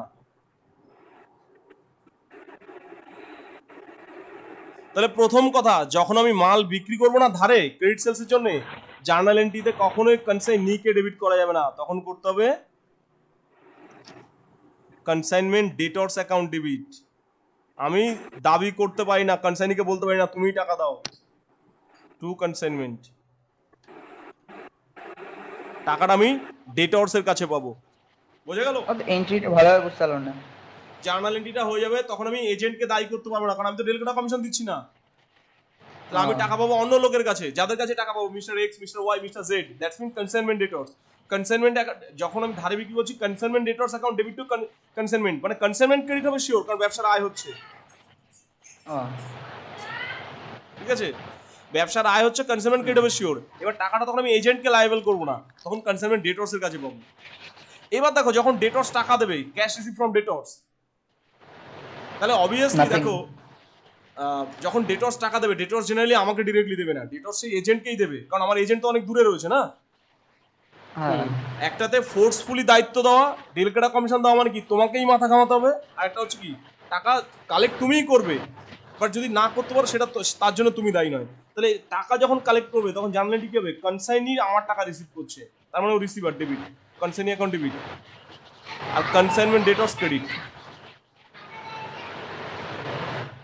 কারণ ডেটরসরা দাতা হচ্ছে। ক্লিয়ার করতে পারলাম ব্যাপারটা? হ্যালো? হ্যাঁ, নর্মাল কমিশন যখন দেওয়া হয় হ্যাঁ, তখন কি ওই যতটা মাল বিক্রি করবে ততটাই তো তার উপরেই কমিশন পাবে, তাই তো? সবসময় একই নিয়ম, নর্মাল কমিশন যা বিক্রি করবে তার উপরেই পাবে। হ্যাঁ সেটাই বলছি। হ্যাঁ আরেকবার বলবেন, কিছু শোনা যাচ্ছিল না। শোনা যাচ্ছে না? যখন টাকাটা কালেক্ট করবে, তাহলে টাকা তো এজেন্টই কালেক্ট করবে, তাহলে এজেন্ট কালেক্ট করে এজেন্ট গ্রহিত হবে ডেবিট, আর টু হবে কনসাইনমেন্ট ডেটরস, কারণ ডেটরসরা কি হবে, দাতা হবে। তাহলে ডেটরস দাতা হলে ডেটরস ক্রেডিট। এবার দেখো যদি ব্যাড ডেটস হয়, তাহলে ব্যাড ডেটস হলে আমার লস তো, তাই তো? কারণ আমি এখানে ডেলকেটা কমিশন দিইনি, তাহলে লস হলে কি কনসাইনমেন্ট ডেবিট হবে টু কনসাইনমেন্ট ডেটরস। এজেন্ট কোনোভাবে দায়ী নয় ব্যাড ডেটস হলে, কারণ এজেন্টকে আমি ডেলকেটা কমিশন দিইনি।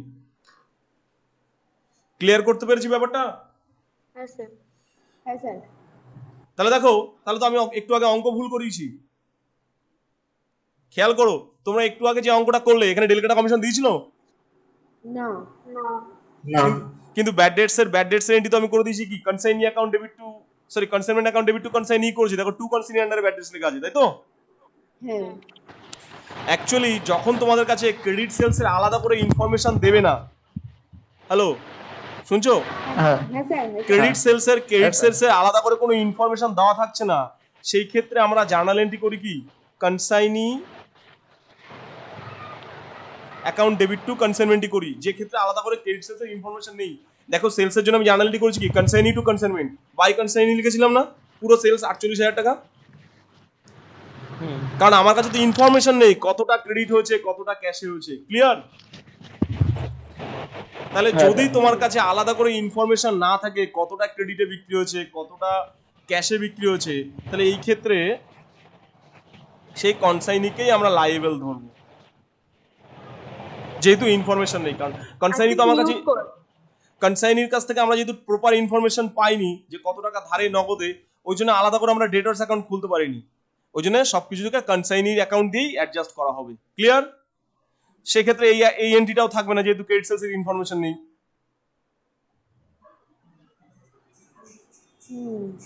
স্যার এগুলো কি লিখে নেবো একটু? আমি তোমাদেরকে পাঠিয়ে দেবো ওখানে। হ্যালো? ওকে। বলছি। হ্যাঁ হ্যাঁ হ্যাঁ হ্যাঁ হ্যাঁ, এক মিনিট ধরো, এক মিনিট।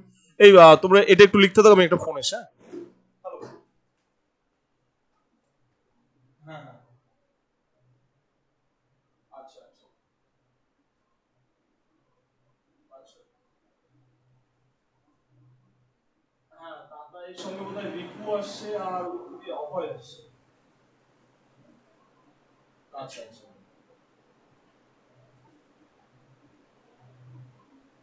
আচ্ছা, আমি 20 তারিখ শুরু করছি। হ্যাঁ, ওটা হয় সকাল 10টা বা বিকাল 5টা, যেকোনো একটা টাইম দেওয়া।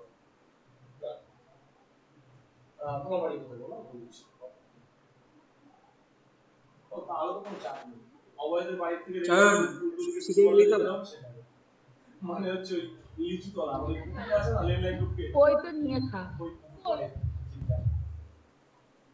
ঠিক আছে, শোনো আমি যেটা বলছি, আমি 10 তারিখে শুরু করছি। এখন ওই ব্যাচে প্রথম 2 মিনিট একটু পড়ার ঠিকঠাক হয় না, কারণ ওইগুলো তো নতুন নতুন সময় আসে তো।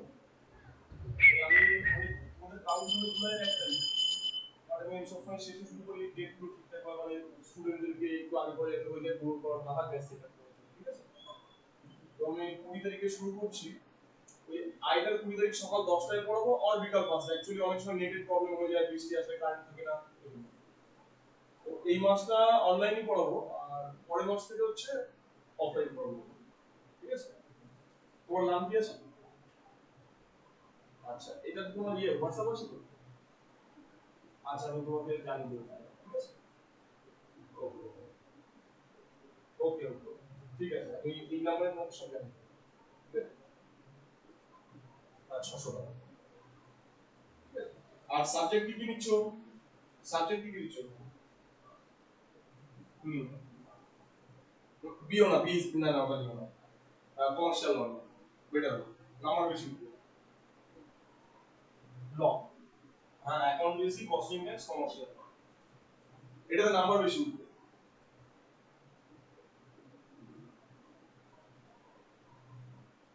না না না, 11 গুলো বিয়োগ করে লাভ নেই, বিকমে ম্যানেজমেন্ট করলে হয়ে যাবে।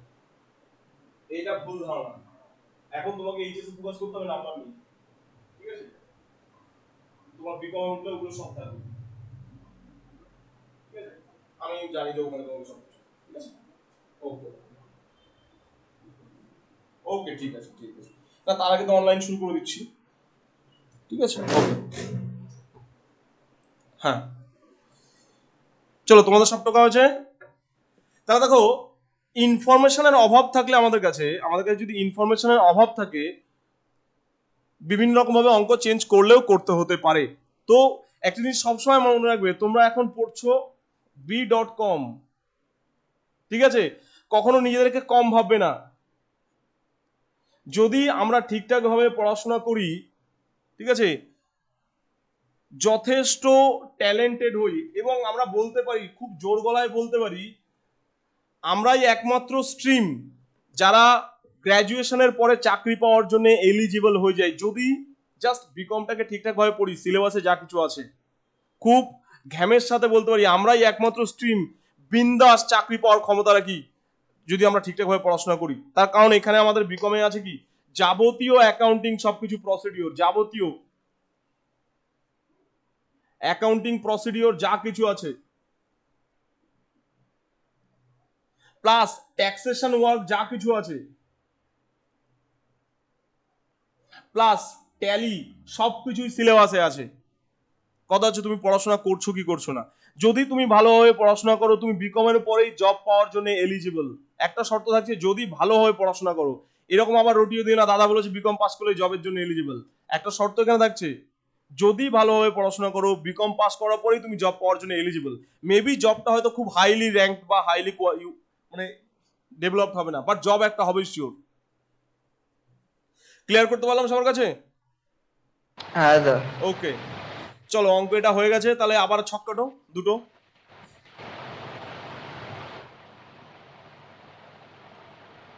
কোথায় এই একটাই কি করিয়েছো অঙ্ক? হ্যাঁ, একটাই করেছি, তুমি আসোনি তো ওই জন্য মিস করছিলাম তোমাকে।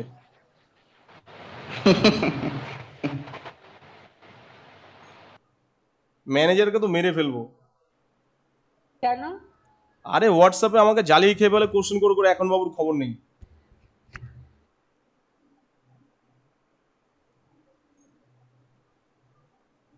চলো, ছক্কাটা আবার দুটো। কটা বাজে? আমি 6:30টার সময় ছুটি দেবো। ওদের 6:30টায় ছেড়ে দেবা? আরে হ্যাঁ, আমার শ্বশুরের একমাত্র জামাইয়ের কালকে ষষ্ঠী। একমাত্র জামাই তো তুমি। কেনাকাটা করতে যেতে হবে।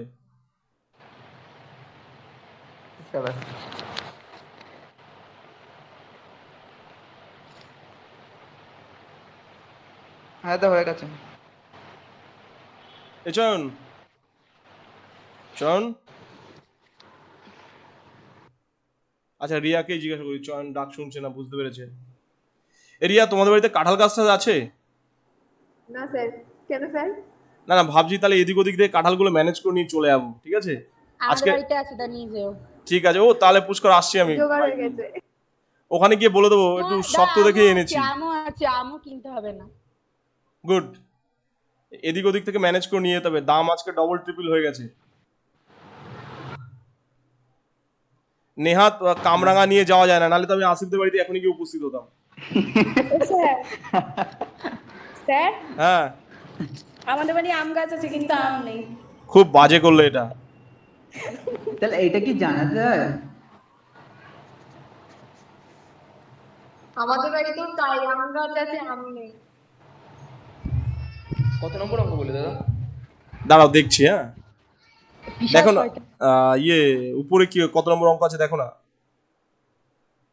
তোমরা না আজকে তো প্রথম দিন, ওই পিডিএফ থেকে অঙ্ক করার চেষ্টা করবে না। তার কারণ কি বলতো, বিকমে প্রায় প্রত্যেকটা অঙ্ক ডিফারেন্ট হয়, অন্তত 2 থেকে 3টে ক্লাস না হলে তোমরা যা অঙ্ক করবে তার অর্ধেক ভুল করবে। আমার ওই অঙ্ক দেখতে দেখতেই মাথা খারাপ হয়ে যাবে। মানে সামনাসামনি হলে আলাদা ব্যাপার ছিল, এই অনলাইনে দেখা বড় চাপ হয়ে যাবে।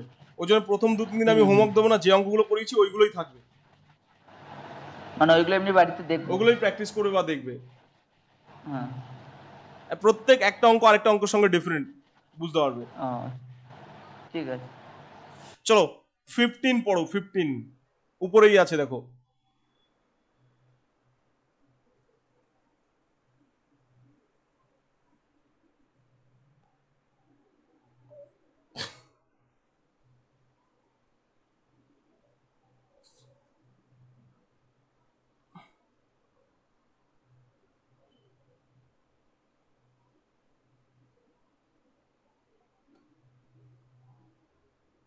এখানে কি কি অ্যাকাউন্ট করতে বলেছে? Both consignor and consignee close their accounts 31st March every year. Consignment আর কনসাইনি অ্যাকাউন্টই দিয়েছে। In the books of Raghubir and company. সবার ছক্কাটা হয়ে গেলে বলবে।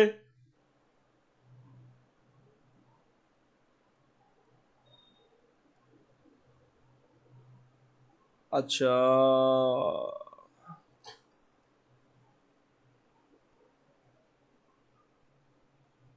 কি আছে?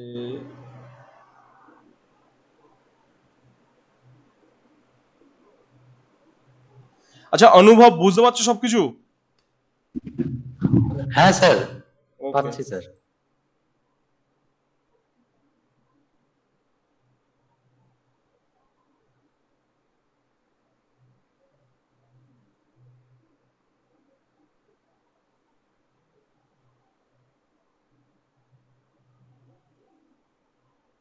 ওরা হয়ে গেছে। Very good, very great. তোমার মতো স্পিডে যদি সবাই করতো না পুষ্পা, খুব খুশি হতাম। বড় ফাঁকিবাজ এরা স্যার সবাই। হয়ে গেছে।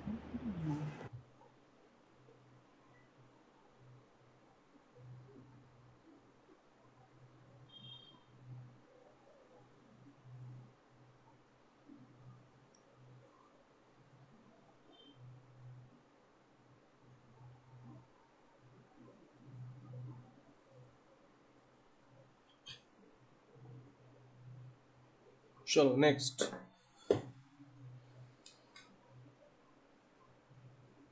শুরু করি তাহলে। পড়ি। Raghuveer and Company, Delhi, sent on consignment to his permanent agent Joy Jayanti Limited। দেখো এজেন্টের নাম বলা আছে, তাহলে আমরা নিচের অ্যাকাউন্টের নাম দিয়ে দেবো জয় জয়ন্তী লিমিটেড।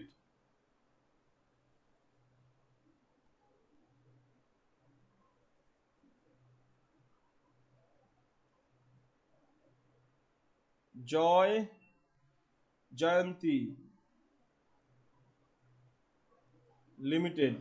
ব্র্যাকেটে না লিখে দিচ্ছি মুম্বাই, কারণ বলেছিলাম মনে করো তো আমার যদি মাল্টিপল এজেন্ট থাকে বোঝা মুশকিল হয়ে যাবে, ওই জন্য নামটা ইয়েটা লিখে দেওয়া ভালো।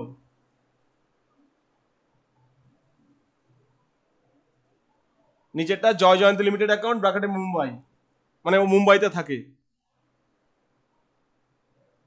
বা এরকমও লিখতে পারো জয় Jayanti limited of Mumbai account. দেখো তোমরা বিকম এইচএস যখন পড়েছিলে তখন দেখছিলে একটা বা দুটো ওয়ার্ডে হয়তো অ্যাকাউন্টের নাম হয়, এরকম কোনো মানে নেই। 3-4টে লেটার, 3-4-5টা ওয়ার্ড দিয়েও অ্যাকাউন্টের নাম হতে পারে। পড়ছি তাহলে। Raghubir and company Delhi send on consignment to his permanent agent Jay Jayanti limited Mumbai on 1st October 2016 100 bales. 100 bales মানে শিব পুজোর সময় লাগে বেল, সেরকম 100 বেলস অফ উলেন গুডস। এরকম মনে করো না, লোকে মারবে আমাকে। অ্যাকচুয়ালি শাড়ি বা পাট জাতীয় জিনিস গাঁট হিসাবে বিক্রি হয়। গাঁট মানে বোঝো তো, বিশেষ করে টালি খোলার লোক বুঝবে, ওখানে এখন শাড়ির হাট বসে, কাপড় বিক্রি হয় কিভাবে? গোল রাউন্ড করা পেঁচানো থাকে, দেখা যাচ্ছে ওটা একটা বড় ড্রামের মতো শুধু কাপড় পেঁচানো আছে, ঠিক আছে? তো ওগুলোকে একটা বলা হয় গাঁট। তো এরকম 100 বেলস উলেন গুডস পাঠিয়েছে, ভ্যালুইং রুপিস 50,000, মোট দাম বলা আছে 50,000 টাকা। তাহলে গুডস পাঠালে জার্নাল এন্ট্রি কি হয়? Hello, consignment account debit consignment account debit to goods goods sent on consignment. তাহলে কনসাইনমেন্টের ডেবিট দিকে to goods sent on consignment, টাকা কত? 50,000। এরপর দেখো দিয়েছে কি, দ্য কনসাইনর মানে মালিক ইনকার্ড ব্যয় করছে 2,000 ফর ফ্রেট অ্যান্ড ইন্স্যুরেন্স, তারপর হচ্ছে ফর কার্টেজ অ্যান্ড লোডিং আছে 500, আর আছে কত? 1,500 আদার এক্সপেন্সেস। তাহলে মালিক যদি খরচা করে, ব্যবসার ব্যয় হচ্ছে, তাহলে ব্যয় হলো কি? Consignment debit. তাহলে consignment account debit to bank account.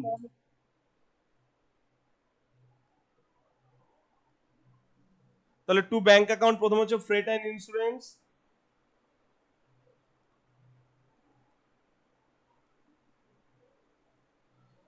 আছে 2,000, দেন আছে কার্টেজ অ্যান্ড লোডিং 500, নেক্সট আছে আদার এক্সপেন্সেস, কত আছে? 2,000।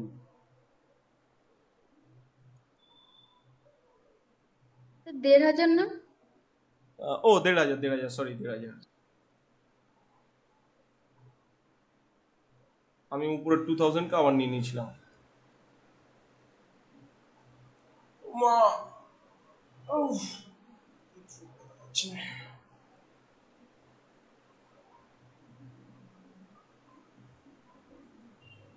চলো নেক্সট বলবো। দেখো এখানে পড়ো, on receipt of the goods, on receipt of the goods, goods গুলোকে পাওয়ার পর ইন টাইম সময় মতো, অ্যান্ড ইন গুড কন্ডিশন এবং ভালোভাবে, the consignee accepted and remitted a bills payable of rupees 30,000। Consignee একটা বিল পাঠিয়ে দিয়েছি 30,000 টাকার। তাহলে তোমাদেরকে বলেছিলাম, মনে করে দেখো, কনসাইনি অ্যাডভান্স পাঠাতে পারে। তাহলে অ্যাডভান্স বিভিন্ন রকমের হতে পারে, সেটা বিলেও পাঠাতে পারে, ক্যাশেও পাঠাতে পারে, চেকেও পাঠাতে পারে, ব্যাংক ড্রাফটেও পাঠাতে পারে। তাহলে অ্যাডভান্স যদি পাঠায়, এটা তো ব্যবসার কোনো আয় ব্যয় না, জাস্ট রিসিপ্ট অ্যান্ড পেমেন্ট। তাহলে এজেন্টের কাছে বিলস পেবেল, তাহলে এজেন্ট যে বিলটা দেবে, আমার কাছে তো বিলস রিসিভেবল, কারণ আমি তো ওই বিলের জন্য টাকা পাবো ইন ফিউচার। তাহলে জার্নালিটি হবে কি? Bills receivable account debit to consignee মানে টু জয় জয়ন্তী লিমিটেড। তাহলে Joy Jayanti limited by bills receivable account, এজেন্টের কাছে যেটা পেয়েবল, কারণ এজেন্টকে টাকা দিতে হবে আর আমি টাকা পাবো, তাহলে আমার কাছে বিলস রিসিভেবল 30,000 অ্যাডভান্স পেয়ে গেলাম।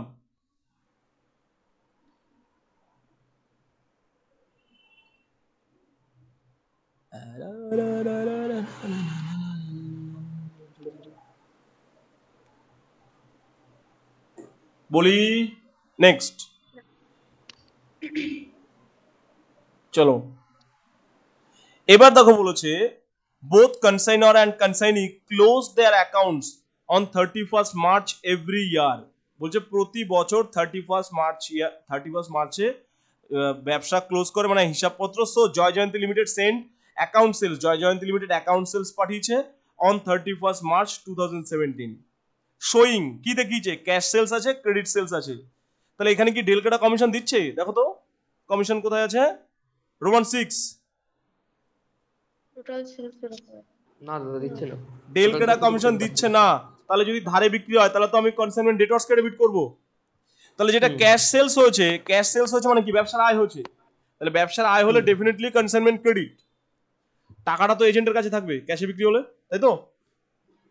তাহলে কি হবে? Consignee debit. তাহলে consignee account debit to consignment. তাহলে কনসাইনি মানে কি? জয় জয়ন্তী লিমিটেড, এখানে by Joy Jayanti JAY limited account. কত টাকা বিক্রি করেছে? এখানে না একটা প্রিন্টিং মিস্টেক আছে। কোথায় প্রিন্টিং মিস্টেক আছে? ওই যে 4780 আছে না, হ্যাঁ এই 4টা হবে না, এটা প্রিন্টিং মিস্টেক, শুধু 780 হবে। চলো আর নেই 4টা। তাহলে 50 বাক্স বিক্রি করেছে, এখানে আমি লিখছি ক্যাশ সেলস, ব্র্যাকেটে লিখলাম 50 ইন্টু 780, কত হচ্ছে দেখো, একটু তাড়াতাড়ি বলো। 39,000। গুড, একটু দেরি করে বলে ফেলেছো। আচ্ছা এখানে আমি লিখলাম কনসাইনমেন্ট, লিখলাম বাই জয় জয়ন্তী লিমিটেড, তাহলে নিচে তোমার জয় জয়ন্তী লিমিটেড অ্যাকাউন্ট আছে, তাহলে এখানে কি লিখবো, two consignment 39,000 cash sales.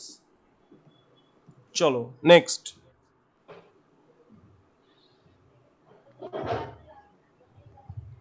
Credit sales, তাহলে ডেল কেটা কমিশন দিচ্ছে না, ক্রেডিট সেলস এর জন্য জার্নালিটি কি হবে, কে রেসপন্সিবল,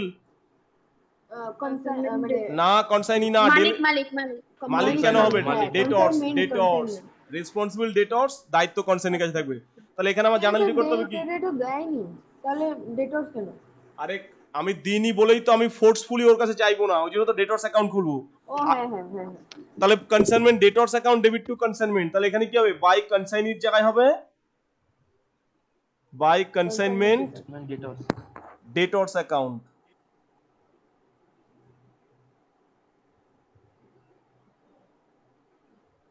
কত টাকা হবে, 24 এর পিছনে 3টে শূন্য, ক্রেডিট সেলস। আচ্ছা আমরা তো ডেটর্স অ্যাকাউন্ট কাটিনি, প্রথম দিকের এই সমস্ত পাতি অঙ্কে ডেটর্স অ্যাকাউন্ট কেটে এটা আমি টাইম নষ্ট করছি না, ঠিক আছে।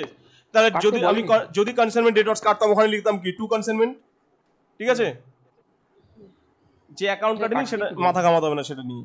ওকে চলো next. Cash collected from customer, এটা জার্নালিটি কি হবে, আচ্ছা কাস্টমারের কাছে কে টাকা কালেক্ট করবে, এজেন্টই টাকা কালেক্ট করবে। তাহলে এজেন্ট যখন টাকা কালেক্ট করছে, ডেবিট টু কনসাইনমেন্ট। তাহলে এজেন্ট যখন টাকা কালেক্ট করছে, তাহলে আমার টাকা তো এজেন্টের কাছে থাকছে, তার মানে কি agent account debit two debtors না, কারণ টাকা তো ডেটর্স দিচ্ছে। ডেটর্স, হ্যাঁ হ্যাঁ ডেটর্স। এজেন্ট অ্যাকাউন্ট মানে কি, Joy Jayanti limited account debit to consignment debtors, তাহলে জয় জয়ন্তী লিমিটেড অ্যাকাউন্টে ডেবিট থেকে টু কনসাইনমেন্ট। এরকমও তো হতে পারে, আমার টাকা যখন ডেটর্স এর কাছে থাকছে মানে তো আমারই লাভ হচ্ছে, তাহলে ক্যাশ অ্যাকাউন্ট আরে না, ধরো বলেছিলাম কি, আমার এজেন্টটা কোথায় থাকে, আমার বাড়ির ধারে থাকে, পাটনা, হুগলি, তারপর হচ্ছে দেখা যাচ্ছে থাকলো মুম্বাই, তো ওখানকার ডেটর্স আমার এখানে সে টাকা দেবে, জেনারেলি ওখানকেই দেবে না, বোঝা গেল ব্যাপারটা। এবার কেউ ডাইরেক্টলি পাঠাতেই পারে আমার কাছে, সেটা আলাদা ব্যাপার, বাট ন্যাচারাল তো নিয়ম কি, এজেন্টই কালেক্ট করবে। কিন্তু এজেন্ট তো আমারই তো, আমার মানে আমার ব্যবসা তো, আরে এজেন্ট আমার ব্যবসা তো কি হয়েছে, এজেন্ট টাকা কালেক্ট করার সময় আমার কাছে চলে আসে, সেটা তো এজেন্টের কাছে থাকে, পরে আমি রিসিভ করি। তো যখনই এটা আমি ইনফরমেশন পেলাম এজেন্ট যে টাকা কালেক্ট করছে, আমি জার্নালিটি করবো না, এজেন্টকে লায়াবল করবো না যে আমি তোমার কাছে টাকা পাই। আচ্ছা আচ্ছা ঠিক আছে, চলো এই পর্যন্ত হয়েছে। না দাঁড়ান, হ্যাঁ হয়েছে। Okay good. নেক্সট দেখো আছে Roman 4, expenses include carriage to go down and clearing charges, selling expense, go down rent. আচ্ছা এজেন্ট খরচা করছে, বেশ ভালো কথা, তাহলে এজেন্ট খরচা করলে আমারই ব্যবসার ব্যয় হচ্ছে, ব্যয় হলো কনসাইনমেন্ট ডেবিট, আর যেহেতু এজেন্ট ব্যয় করেছে তাহলে এজেন্ট দাতা, তাহলে এজেন্ট কি হবে, ক্রেডিট, তাহলে কনসাইনমেন্টে কি হবে, to consignee, that's mean to Joy Jayanti limited. নাম দেওয়া আছে এখানে এজেন্টের, নিচে এক্সপেন্স গুলোর নাম লেখো কি কি আছে, প্রথমে carriage to godown, carriage to godown, okay কত আছে, 2500, সব 100-এ বলবো আমি। আচ্ছা সেলিং এক্সপেন্স 50-100, আমার যে একটা স্টুডেন্ট ছিল সব 100-এ বলতো, কোটির অঙ্ক 100 না না অত দূর না, ধরো যতক্ষণ না ইয়েতে পৌঁছাচ্ছে, বড় একটা 1000-এ পৌঁছাচ্ছে ততক্ষণও 100-এ বলতো, কেন জানি না, 50-100, 9800, গো ডাউন রেন্ট। আচ্ছা একবারে কমিশনটাও দিয়ে দাও, কমিশনের জন্য তো same journal entry 1500 commission, calculation করো তো কত আছে সেলসের উপর 10%, টোটাল সেলসের উপর বলেছে। টোটাল সেলস মানে কত 39,000 প্লাস 24,000, তাহলে 63,000 ইন্টু 10%, 6,300। এটাকে ক্রস পোস্টিং করো নিচের অ্যাকাউন্টে, কারণ এখানে টু জয় জয়ন্তী লিমিটেড লিখেছো, তার মানে জয় জয়ন্তী লিমিটেড কি লিখবো, বাই কনসাইনমেন্ট। এই দুটো অঙ্কই তোমরা বাড়িতে দেখবে, ঠিক আছে? পরের দিন অঙ্ক করার পর হোমওয়ার্ক থাকবে।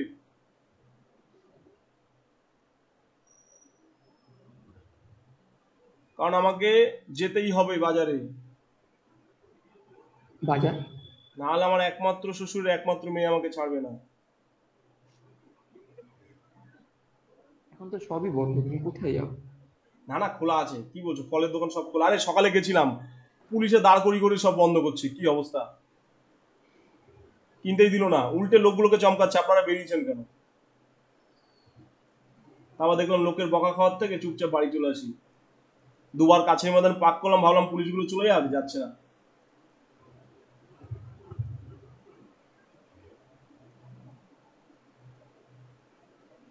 চলো, সবার হয়ে গেলে বলবো ক্রস পোস্টিং, তারপর পরেরটুকু বলবো। ব্যাড ডেপ্টও তো আছে। ব্যাড ডেটস আছে, আমি জানি তো, আমি পড়েছি বাবু। ডেটর্স আছে না এখানে, আগের অঙ্কে ডেটর্স ছিল না, আমি কনসাইনির ঘরে ঢুকিয়ে দিয়েছিলাম, এবার ডেটর্স আছে না, তাহলে আমি ডেটর্সের নামে চালাবো না, জার্নালিটি চেঞ্জ হয়ে যাচ্ছে না। হ্যাঁ হ্যাঁ হ্যাঁ। চলো তাহলে আমাদের রোমান 4 হয়ে গেল, পড়ে রইল রোমান 5, রোমান 6 হয়ে গেছে। অ্যামাউন্ট ডিউ বাই কাস্টমার, দেখো টু বেলস, দুটো গাঁটের টাকা পাবো। Amount due by customer for two bales, দুটো গাঁটের টাকা of goods is to be written off as bad debt. Bad debt করতে হবে, ভদ্রলোক মারাই গেছে, বিং ডেড, অসভ্য লোক, সময় পাইনি। তাহলে একটা কাস্টমার মারা গেছে, আমি দুটো গাঁটের টাকা পাচ্ছি না, তাহলে ব্যাড ডেটস হয়ে গেছে। তাহলে দেখো এখানে তো আমার ডেটর্স অ্যাকাউন্ট ছিল, তাই তো, কারণ ডেল ক্রেডা কমিশন আমি দিচ্ছি না, তাহলে ব্যাড ডেটস লস হলে এজেন্টের লস নয়, আমার লস। তাহলে সেই ক্ষেত্রে জার্নাল এন্ট্রি হবে কি, আমার যেহেতু লস হচ্ছে consignment debit to consignment debtors, কারণ ডেটর্স তো কমে যাচ্ছে ব্যাড ডেটস এর জন্য, তাহলে consignment account debit to consignment debtors. Consignment debtors account. আগের অঙ্কে কোনো ইনফরমেশন ছিল না, ওই জন্য ব্যাড ডেটস কে এজেন্টের নামে ঢুকিয়ে দেওয়া হয়েছিল, এখানে সমস্ত ইনফরমেশন আছে। তাহলে দুটো বেলের দাম ছিল কত, 1600 টাকা, এক একটা বিক্রি ছিল দেখো ধারে 800 টাকা। আবার ক্যাশ সেলসের টাকা নিয়ে নাও না, ধারেটা নাও, ক্রেডিট সেলস দেখো 800 টাকা পার বেল পেয়েছো এখানে, এক একটা বেল 800 টাকা করে বিক্রি হয়েছিল, তাহলে দুটো বেল মানে দুটো গাঁট টাকা পায়নি। তোমার নর্মাল তো তুমি ইয়ের থেকে বিয়োগ করে দিলেও পেয়ে যেত। কিসের থেকে বিয়োগ করে দিলে? ওই তো বাই কনসাইনমেন্ট ডেটর্স বলে 24,000 টাকা। না না, এরকম কোনো গ্যারান্টি নেই বাবু যে মিলবে, এরকম কোনো গ্যারান্টি নেই। সব ডেটর্সে যে টাকা এখনো শোধ করে দিয়েছে এর কি মানে আছে? বাকি তো কিছু নেই, মানে এই অঙ্কতে নেই। এই অঙ্কতে নেই, আমি কি এরকম ভাবে শেখাবো নাকি বাবু এই অঙ্কের ক্ষেত্রে এইভাবে মনে রাখবে, ওই অঙ্কের ক্ষেত্রে ওইভাবে মনে রাখবে, এইভাবে শেখাবো? ন্যাচারাল নিয়ম শেখাবো, যা হয় তাই হবে। তাহলে এক একটা বেল 800 টাকা করে বিক্রি হচ্ছে, দুটো 1600 টাকা। তাহলে এবার দেখো আমি মোট পাঠিয়েছিলাম কটা, 100টা, 50টা নগদে বিক্রি হয়েছে, 30টা ধারে, এখনো তো 20টা অবিকৃত রয়ে গেছে, এই 20টার তো ভ্যালু বের করবো। চলো ওয়ার্কিং সে যাও, লেখো value of unsold stock, working সে লেখো ভ্যালু অফ আনসোল্ড স্টক। তাহলে আগে কেনা দাম কত, 20 পিস, বড় চাপ হয়ে গেল কেনা দাম বের করা, অসভ্য অঙ্ক। 50,000 বাই 100 ইন্টু 20 করলাম, কেন বলো তো, 100 পিসের দাম ছিল 50,000, একদম উপরে goods and, to goods and দেখো আছে এখানে, 100 পিস 50,000 টাকা, তাহলে এক পিসের দাম কত, 50,000 বাই 100, আর আমার 20 পিস হয়ে গেছে, 20 পিসের দাম কত। তারপর দেখো মালিক কত খরচা করেছিল, টু ব্যাংক কত আছে টোটাল, দেখো মালিকের খরচা, মালিকের মোট খরচা কত আছে, 4,000, তাহলে 4,000 বাই 100 ইন্টু 20। এবার দেখো এজেন্ট কি কোনো নন রেকারিং এক্সপেন্স করেছে, হ্যাঁ হ্যাঁ ক্যারেজ গোডাউন। কত করেছে? Carriage to godown, good. Carriage to 2500 godown হচ্ছে নন রিকারিং এক্সপেন্স। কত করেছে? 2500 250 কোথায়? 2500 তো। 2500 বলে 2,500 ও 2500, 2500 বাই 100 ইন্টু 20 সমান সমান এক কথায় উত্তর দাও। 56,500 ইন্টু 20%। কত হচ্ছে? 11,300। হ্যাঁ হ্যাঁ দাদা। 11,300। চলো লেখো 11,300। আর 5 মিনিটের মধ্যে আমি ছুটি দেবই দেবো।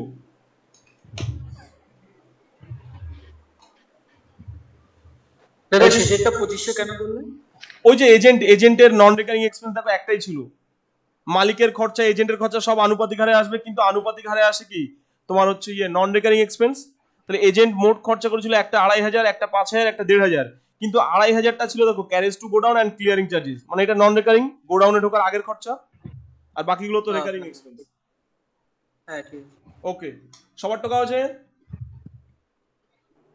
হ্যাঁ দাদা। চলো এবার কনসাইনমেন্ট অ্যাকাউন্টে লেখো by consignment stock.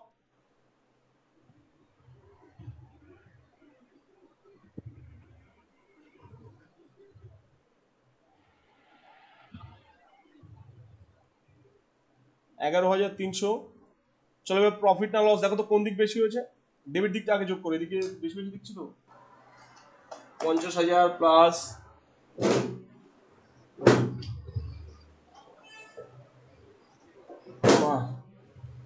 4,000 plus 70900 15,300 plus 1,600 কত হয়েছে? 70900 70,900। ক্রেডিট দিক বেশি হয়েছে এবার, তাহলে ক্রেডিট দিকের যোগফলটা বসাও। এদিকে যোগফল হচ্ছে 63,000, 73,000, 74,300। 74,300 বসালাম, 74,300। তাহলে মাইনাস করে থাকছে 3,400 to profit and loss account. Narration হচ্ছে প্রফিট অন কনসাইনমেন্ট, ক্রেডিট বেশি হলে লাভ, ডেবিট বেশি হলে লস।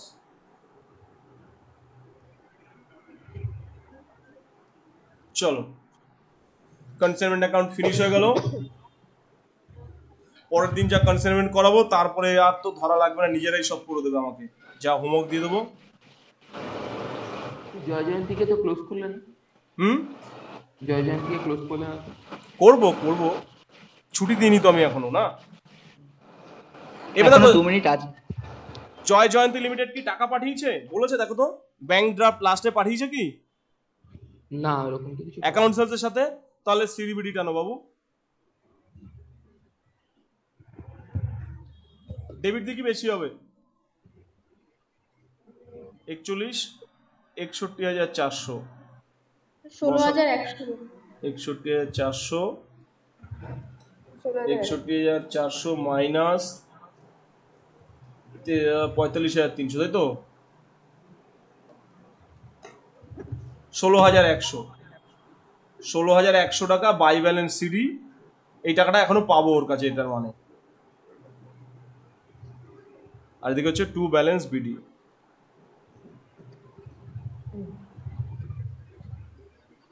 আচ্ছা আমি এখানে কোনো ডেট ফেট নিয়ে মাথা ঘামাইনি। ডেট যদি আমি দিতাম, এই সিডির ডেট হতো 31শে মার্চ আর বিডির ডেট হতো 1 এপ্রিল।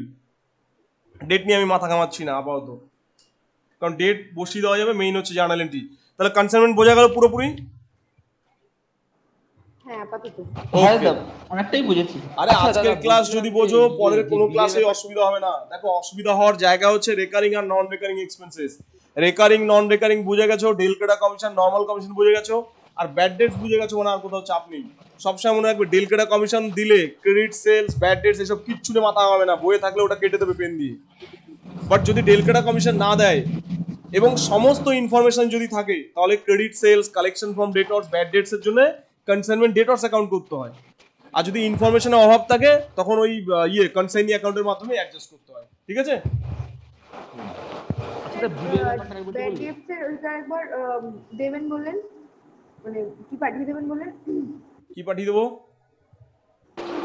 দাদা ভুলেই গেছে।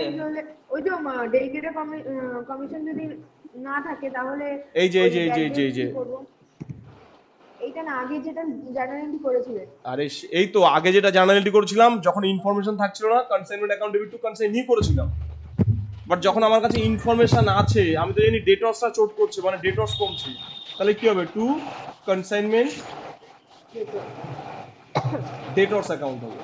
যখন আমার কাছে ইনফরমেশন সব আছে, যখন ক্যাশ কালেকশন হচ্ছে, তখন এজেন্ট গ্রহীতা, তাহলে কনসাইনি টু ডেটর্স, মানে কনসাইনমেন্ট ডেটর্স, কন ডেটর্স। আর এখানে হয়ে যাবে কি, যখন সমস্ত ইনফরমেশন আছে সব ডেটর্স, যখন ইনফরমেশন থাকবে ক্রেডিট সেলস রিলেটেড বা ডেটর্স রিলেটেড সব ডেটর্সের মাধ্যমে করব। আর যখন ইনফরমেশন থাকবে না, তখন কি করবো? আমাকে এজেন্টের মাধ্যমে অ্যাডজাস্ট করতে হবে। ঠিক আছে? দা বিলের ব্যাপারটা একটু বলো না। কিসের ব্যাপারটা? বিল বিলের ব্যাপারটা। ওকে, বিল। আচ্ছা, এজেন্ট একটা অ্যাডভান্স পাঠিয়েছে, তাহলে অ্যাডভান্স কি পাঠাতে পারে? জেনারেলি চেক, ব্যাংক ড্রাফট, কারণ দূর থেকে জেনারেলি কেউ ক্যাশ পাঠায় না। আগে মানি অর্ডার ছিল, এখন ওসব আর নেই। এখন যদিও অনলাইন ব্যাংকিং এসে গেছে, দেখো তোমরা সবসময় মনে রাখবে আউটডেটেড জিনিস পড়াশোনা করো। এখন অনলাইন ট্রানজ্যাকশন আছে, ওয়ালেট ট্রানজ্যাকশন আছে, বাট তোমাদের কোনো একটা বই এইসব জিনিস আপডেট করেনি। চেক, ব্যাংক ড্রাফট আর কি বিল। তাহলে যদি চেক আর ব্যাংক ড্রাফট দেয়, তাহলে এজেন্ট দিচ্ছে, বাট আমি তো কার অ্যাকাউন্টেন্ট? মালিকের অ্যাকাউন্টেন্ট, তাহলে আমি মালিকের তরফ থেকে ভাববো।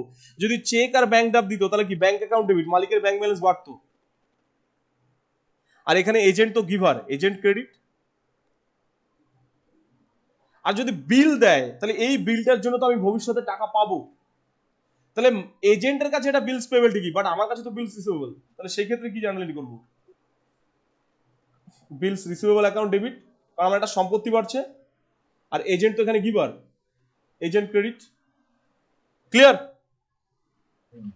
হ্যালো, হ্যাঁ দাদা। ওকে। আর কারো কোনো কোশ্চেন আছে? আচ্ছা, লাস্ট অঙ্কুশ আমাকে কোশ্চেন করেছিল, রাস্তায় অ্যাক্সিডেন্ট হলে অ্যাবনর্মাল লস, রাস্তায় যদি চুরি হয়ে যায়, ডাকাতি হয়ে যায়, যে কোনো অস্বাভাবিক বিষয়, তুমি কি তোমার গুডস যদি রাস্তা দিয়ে পাঠাও, তুমি কি এক্সপেক্ট করবে কেউ ডাকাতি করে নিয়ে যাক, চুরি করে নিয়ে যাক? তাহলে এগুলো আনএক্সপেক্টেড। তাহলে অ্যাক্সিডেন্ট মানেই এই নয় যে গাড়ি উল্টে গেল, গাড়িতে কেউ ধাক্কা মেরে দিল, গাড়িতে আগুন লেগে গেল। চুরি ডাকাতিও এক ধরনের অ্যাক্সিডেন্ট। তো চুরি ডাকাতি করেও যদি তোমার মাল চুরি হয়ে যায়, সেটাও অ্যাবনর্মাল লস। আজকের অঙ্কে অ্যাবনর্মাল লস নেই, মেবি কালকে মানে পরের দিনের অঙ্কেও থাকবে না, তারপরের দিনের অঙ্ক হয়তো থাকবে। আচ্ছা, তোমাদের নেক্সট পড়া হবে ফ্রাইডে 9 AM। কোনো সমস্যা আছে? না কোনো সমস্যা নেই। ওকে, ফ্রাইডে 9 AM আছে। 10টা দাদা নেট এই- প্রবলেম স্যার। করে পাগলা। হুম, 10টা করুন না। 10টা শিওর না এখনো। দেখো, আমি 10টা শিওরলি বলতে পারছি না, কারণ অন্যরা যদি আবার 11টা থেকে পড়তে যায়, তখন 10টা দিলে তো 12টা পর্যন্ত পড়াতে হবে না। এটা তোমরা জানতে পারবে বৃহস্পতিবার। বাট যদি না জানাতে পারি, তাহলে ফ্রাইডে 9 AM। 9 AM তবে যদি অস্বাভাবিক কোনো সিচুয়েশন চলে আসে, যেমন হচ্ছে তার মধ্যে অন্যতম হচ্ছে পাওয়ার কাট, আর 2 নম্বর অন্যতম হচ্ছে ইন্টারনেট। এই দুটো প্রবলেম যদি চলে আসে, সেই ক্ষেত্রে ডেট চেঞ্জ হতেই পারে, আমার হাতে কিছু করার থাকবে না। না হলে শুক্রবার সকাল 9টায় পড়া হচ্ছে কনসাইনমেন্ট। এক্সপেক্টেড তোমরা ভালো বুঝবে, এবং তোমাদের যে ডিউ ক্লাসগুলো রয়েছে সেগুলো রেকর্ড না দিয়ে, তাহলে দরকার হলে আমি পরপর এইভাবেই করিয়ে দেবো। ঠিক আছে? হ্যালো? হ্যাঁ দাদা তাই ভালো। না রেকর্ডেড ঠিক আছে। না রেকর্ডেড ক্লাস যেগুলো আছে সেগুলো দিয়ে দেবো। না ক্লাস করে দাও, রেকর্ড দেবো না। ওকে, চলো আজকের মতো ছুটি। তোমাদের সঙ্গে দেখা হচ্ছে তাহলে শুক্রবার সকাল 9টা। চলো, হ্যাভ এ গুড ডে। যেটুকু সময় বেঁচে আছে, যদিও দের আর বেঁচে নেই কিছুই, হ্যাভ এ গুড নাইট। বলা বেটার হবে হ্যাভ এ গুড ইভিনিং। আবার মেরি